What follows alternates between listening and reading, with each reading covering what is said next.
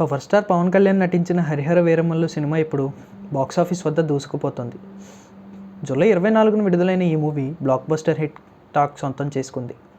మొదటి రోజే ఈ సినిమా బాక్సాఫీస్ వద్ద చారిత్రాత్మకమైన ఓపెనింగ్ చేసింది. భారీ అంచనాల మధ్య విడుదలైన ఈ సినిమా మొత్తం 70 కోట్ల గ్రాస్ వసూలు చేసింది.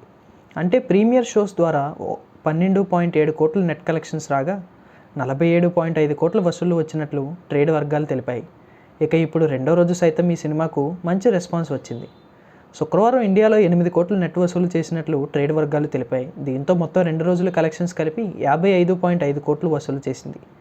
శుక్రవారం తెలుగు రాష్ట్రాల్లో మొత్తం 24.42% ఆక్యుపెన్సీ చూసింది. ఉదయం షోలలో 17.75%తో ప్రారంభించి మధ్యాహ్నం 20.17%, సాయంత్రం 27.21%, రాత్రి షోలలో 32.53% చేరుకుంది. ఇక మహబూబ్ నగర్, హైదరాబాద్, వరంగల్ ప్రాంతాల్లో 45.25%, 31.50%, 28.75% ఆక్యుపెన్సీ సాధించింది. ఇక ఈ వీకెండ్ శని, ఆదివారాల్లో కలెక్షన్స్ మరింత పుంజుకునే అవకాశం ఉంది. తెలుగుతో పాటు హిందీ, తమిళం, వరంగల్, కన్నడలో విడుదలైన ఈ సినిమాకు అన్ని వర్గాల నుంచి రెస్పాన్స్ ఎక్కువగానే వస్తుంది.